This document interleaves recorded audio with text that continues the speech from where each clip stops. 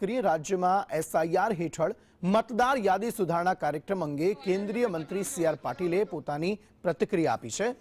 અલગ અલગ બૂથ પર કામગીરીનું તેમણે નિરીક્ષણ કર્યું છે। મતદાર યાદી સુધારણા કાર્યક્રમ અંતિમ તબક્કામાં છે અને તમામ લોકોને તેમાં સહભાગી થવા માટે અપીલ કરાઈ છે। સંવાદદાતા જયેન્દ્ર વધુ માહિતી સાથે જોડાઈ ગયા છે। જયેન્દ્ર, જણાવશો શું વધુ વિગતો?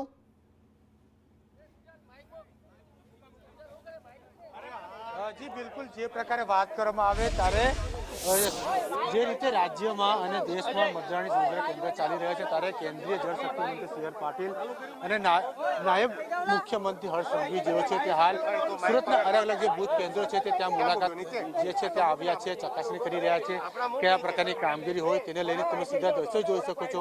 સી.આર. પાટીલ છે અને તે તેમની સાથે નાયબ મુખ્ય હર્ષ સંઘવી છે જે અલગ અલગ જે શહેરના જે મતદાર સુધારણા કેન્દ્રો છે ત્યાં મુલાકાત લઈ રહ્યા છે અને સાથે પ્રદેશ જે વાત કે સી.આર. ભાઈ છે તેઓ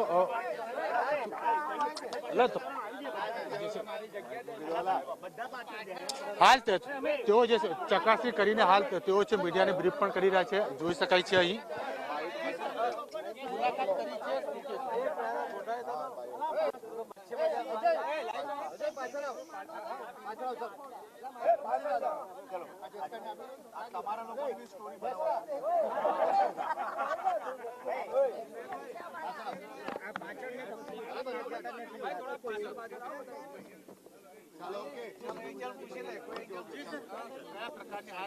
કામગીરી કરવામાં આવી છે।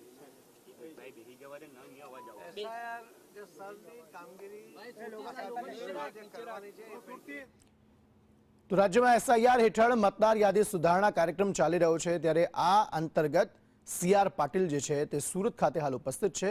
અલગ અલગ જગ્યાએ જે કામગીરી થઈ રહી છે તેના નિરીક્ષણ માટે તેઓ પહોંચ્યા હતા। તેમની સાથે નાયબ મુખ્યમંત્રી હર્ષ સંઘવી પણ ઉપસ્થિત છે।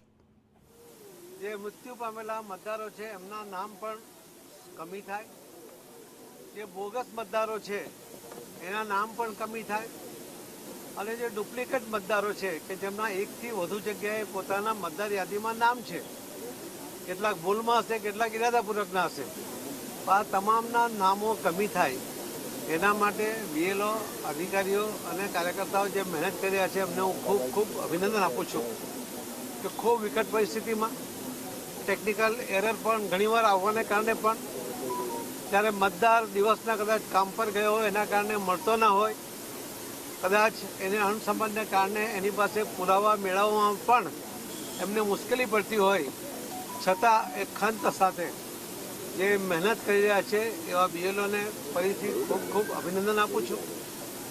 અને આજ દિન સુધીમાં જે કામગીરી થઈ છે સંતોષકારક કામગીરી છે।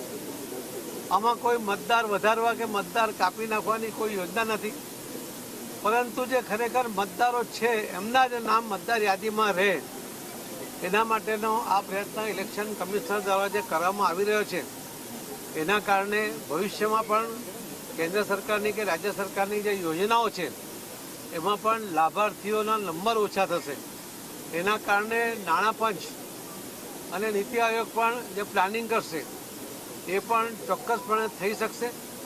આજે ખૂબ મોટા પ્રમાણમાં વસ્તી હોવાને કારણે, બતાવતા હોવાને કારણે, એકથી વધુ જગ્યા નામ હોવાને કારણે બિનજરૂરી મલ્ટિપલ સંખ્યામાં મતદારો દેખાય છે ને એના કારણે એમની જે ગણતરી હોય છે ખોટી પડે છે, પરંતુ આમાં ચોક્કસપણે જે પ્લાનિંગ કરી શકશે એનો ખૂબ મોટો ફાયદો દેશને ઉન્નતિના શિખરે લઈ જવા માટેનો માનનીય પ્રધાનમંત્રી શ્રી નરેન્દ્ર મોદી સાહેબનો જે પ્રયત્ન છે એ પ્રયત્ન સફળ થશે એવો મને વિશ્વાસ છે।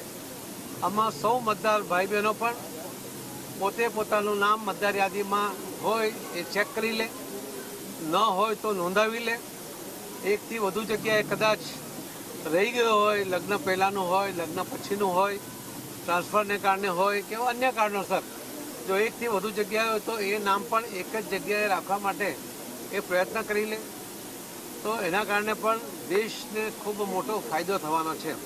હું ફરીથી ઇલેક્શન કમિશનરને ખૂબ ખૂબ અભિનંદન આપું છું કે એમના અધિકારીઓ, એમના કર્મચારીઓ અને રાજ્ય સરકારના પણ અધિકારીઓ અને બીએલઓ સુધી સતત ખૂબ મહેનત કરીને જે આ કામ કરી રહ્યા છે, આ દેશને પ્રગતિના પંથે લઈ જવા માટે એક ખૂબ મોટું કામ થઈ રહ્યું છે।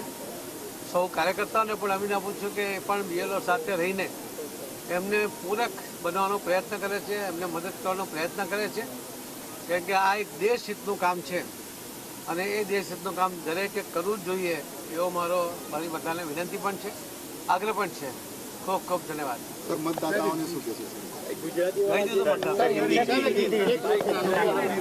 બિલકુલથી જે રીતે વાત કરવામાં આવે ત્યારે કેન્દ્રીય જળ શક્તિ મંત્રી સી.આર. પાટીલે આ બૂથનું નિરીક્ષણ કર્યું છે. એક એક વિગતો તેમણે નોંધી છે. તે ઉપરાંત જે ટેકનિકલ ખામીઓ આવતી હતી થોડા સમય પહેલા તે વિગત અંગે પણ તેઓ ચર્ચા કરી છે, માહિતી મેળવી છે. તે સાથે જણાવ્યું કે તેમણે બ્રીફમાં કે જે રીતે આ મત યાદી જે સુધારણા છે તે ખૂબ જ અગત્યનું છે અને જેમાં જી જયેન્દ્ર, આભાર સમગ્ર માહિતી આપવા માટે. સી.આર. પાટીલે બીએલઓની કામગીરીના વખાણ કર્યા છે અને તેમણે કહ્યું છે કે તમામ જે જરૂરી માહિતીઓ છે તે સૌ લોકો બીએલઓ સાથે સહકાર આપે અને માહિતી આપે.